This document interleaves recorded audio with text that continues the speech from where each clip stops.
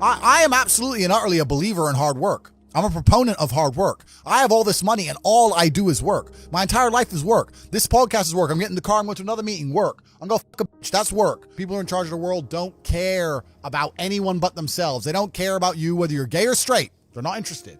What they're interested in doing is controlling the minds of people and affecting the way people operate in a way which is beneficial to them. Now, once you get to a certain level of incomes and wealth, everything becomes free. And that's what I'm like now. I don't know the price of anything I eat or buy. If it's not a house or a car, even most supercars, G, I don't even know. I'm still a student of life, right? Nobody knows everything. And there's still a lot of people who I respect and will always respect and always am quiet around and treat with absolute respect. But I've been learning for a very, very long time. I've always been very, very observant, trying to pay a lot of attention. And life really doesn't have to be that complicated. When you see somebody that has something you want, you just got to try and work out how they got it. Yeah. And that's the missing part. Most people see people with things they want and they don't do the second half. They don't try and work out how they got that thing. Oh, my man has a Ferrari. Okay. I wish I had a Ferrari. Okay. They don't sit there and go for an hour. How did he get a Ferrari? It doesn't cross that part is the part they don't want to do, right? They just go, oh, he has a Ferrari, wish I had a Ferrari, and they go back to TV. Yeah. And that's why they lose. When I talk about the Matrix, I'm talking about the systems which have been created by society, which are deliberately designed to enslave. In the movie, the Matrix were used for our body heat, but here in this Matrix, we're used for our efforts and our energies. And you're existing inside of a system which is deliberately rigged to make the rich richer and for the poor to stay poor. Yeah. And you can sit there and get upset about it. You can sit there and cry about it and say the system needs to change, which is what some people do, socialists, XYZ. But I know that's a waste of time, right? That's futile. The best thing to do is to understand the rules of the game and find a way to win. So yes, the game is rigged. Yes, the rich are always going to get richer. Yes, the poor are always going to struggle.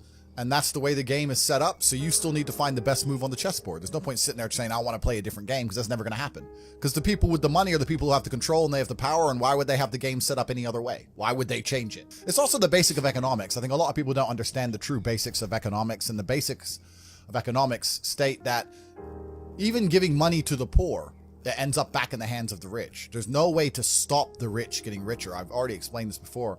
But I remember during COVID when they did the stimulus checks, and they passed out all this free money to everyone, $1,000.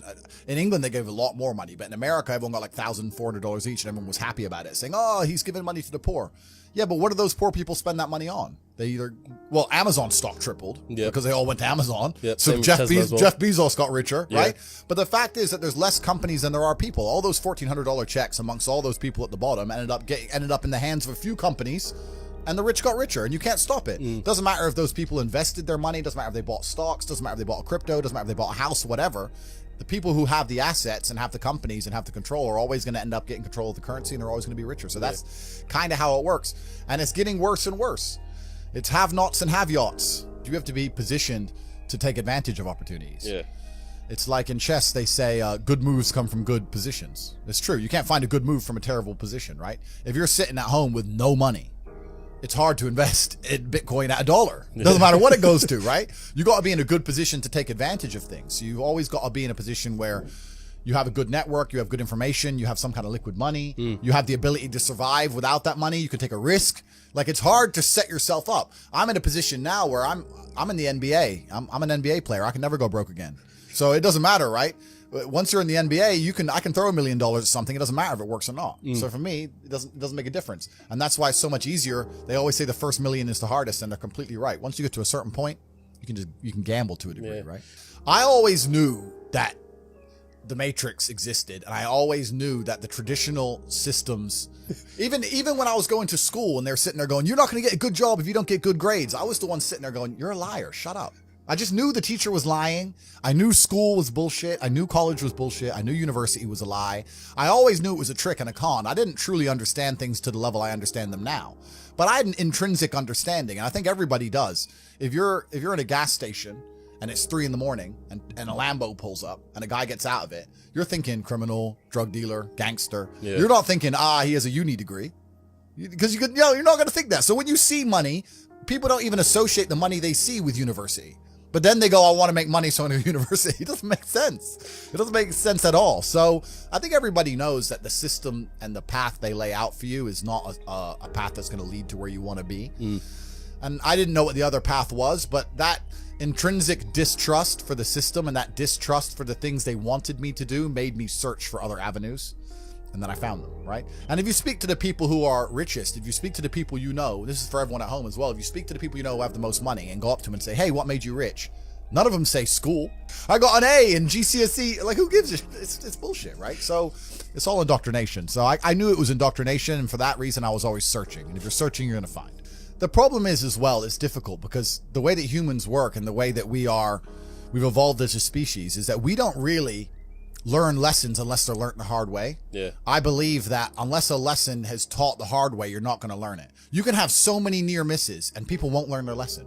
Bro, you must know a guy who goes out there, nearly crashes his car, doesn't slow his ass down till he wrecks it. Yeah. Like, this is how people are, right? So you need that pain for the lesson to sting enough to really genuinely go inside of your mind. And it's the same with everything. It's the same with driving a car or business. Truthfully, if you want to learn a lesson about business, you're going to have to suffer at some point, right? So we always say that most people are not successful with their first companies, X, Y, Z, blah, blah, blah. I get that. The truth is there's a lot of people who make a lot of money with their first company, but they just spunk it, act an idiot, and it all blows up in their face. And that's how you get the discipline on your fourth company, that when you have 3 million in the bank, you just leave it there. You know, and don't be done with it. So you need to go through some pain. You need to experience some negative things. You need to have to a degree some trauma to really even learn any lessons. So yeah, business studies, you're right. The book, that's not going to teach you anything about business. You need to get out there on the streets. You need to make mistakes. You need to suffer. You need to have the tax man knocking at your door. You got to deal with all that stuff so that you make sure it doesn't happen again. I really think that humans are stupid enough to only learn the hard way. That's kind of how it works. What's actually the saying, if you know what you have, you ain't got much, that is completely true. Yeah. I don't have a clue how much money I have. When I was broke, I knew exactly how much money I had. I had 117 pound in the NatWest, and that was it. I'm poor, rent's paid, I ain't got nothing else. When I was broke, I knew exactly how much I had. But now I'm at a point where it gets really difficult to truly measure how much money I have, because you have cash. Okay, that's easy.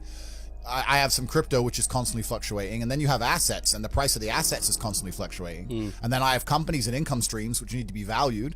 And how do you value them, right? They can be an 8 times multiplier in some circumstances, and others they'll be a 10 times multiplier. Yeah. So it's really difficult for me to put a value on it. And once you have a healthy respect for money, once you get past a certain amount of money, you don't need it in the bank. Like there's no point in me having 50M liquid in the bank. Why? What am I going to buy? You know, you're like, as long as you have whatever you have in the bank to run around the world with, you have enough.